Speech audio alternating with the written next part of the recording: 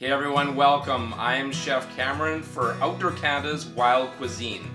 It's springtime. I've got a fantastic goose recipe for you, and the best thing is I wanted to do this for so many years is teach people what sous vide is.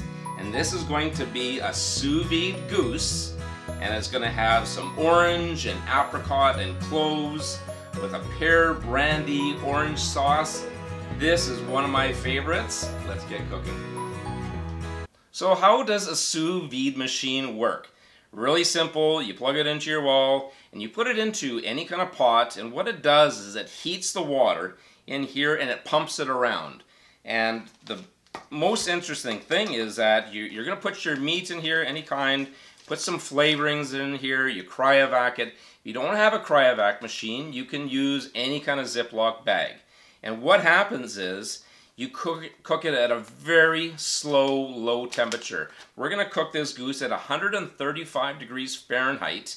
And what happens is the muscle comes together so slowly. There's no moisture loss. The meat is incredibly tender. It is absolutely one of my favorites. Okay, we always talk about flavor profile and flavor marriages. This is our goose. What goes with goose? Anything that has sugar or an acid. So we've got our acid here with our orange, and we've got all this bold flavor with our apricot. It still has some citric flavor and some sugar. And then cloves with orange is beautiful. And then a honey, it actually helps caramelize the goose after. And then oranges and honey and even butter go so well together. And then we have our orange juice and our pear brandy. And this is going to be part of our sauce. And so you've got a little bit of liqueur and you've got some acid here. And we're going to touch it at the end with a little bit of our butter to make the sauce nice and creamy. And to pair it, finish it all off, we've got these beautiful green lentils that goes really well with the earthiness of this goose. Okay, so the next step is tenderization, and this is absolutely a game changer. Do not omit this. This muscle, it's a thick muscle. It gets absolute tons of exercise, so it's really tight. What you want to do is you can take a knife like this, or you can take a fork, and what you're going to do is actually pierce the meat, and don't be shy about it. So we're going to go in both directions. And don't worry about it, it's not going to damage the meat. What you're doing is you're separating the connective tissue in the breasts. So now I'll show you with the fork. So you're going to take it and push down. And the really neat thing is that you can feel the fork going through the fibers of the meat.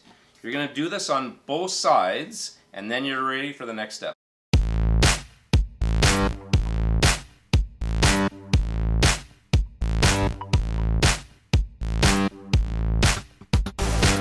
Alright, time to season. We've got our goose breast.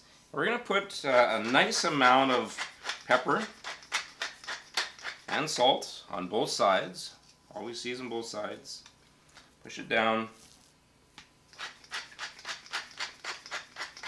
So now what we're going to do is we're going to develop the flavor of this goose by taking, all you need is about 6 cloves, and now we're going to take our orange slices, put them on top like that, push them down, and we're going to take a nice slice of butter, and the butter actually will melt, and it'll kind of base it and keep it really moist as we're cooking it.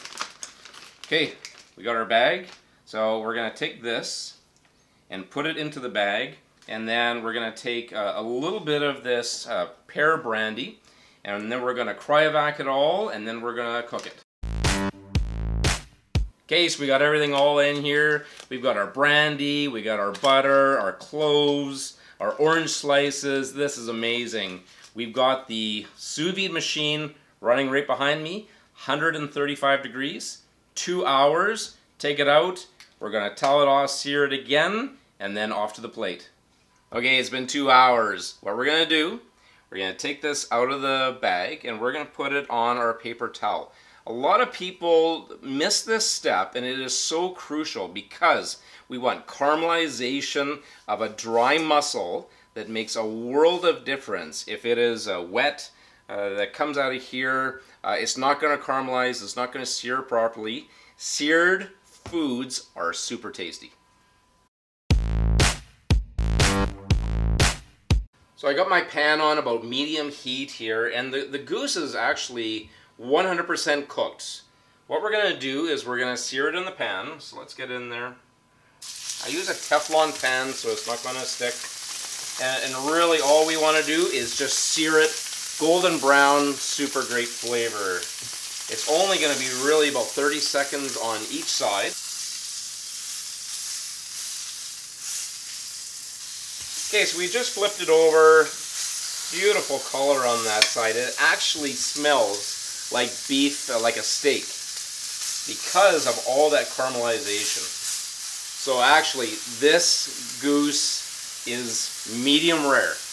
I know it's going to freak some of the people out, but don't cook this well done because it's tough and dry and horrible. So let's take this out. Nice caramelized like that.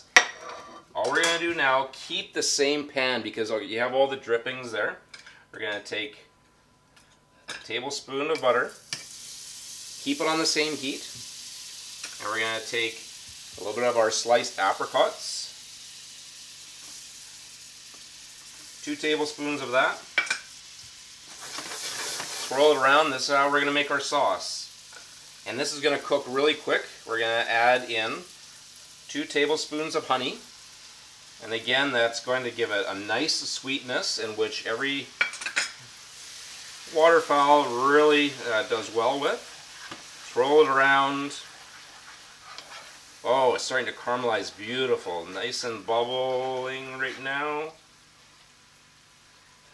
And it's just starting to turn color. And we're going to take orange juice. And that's a half a cup.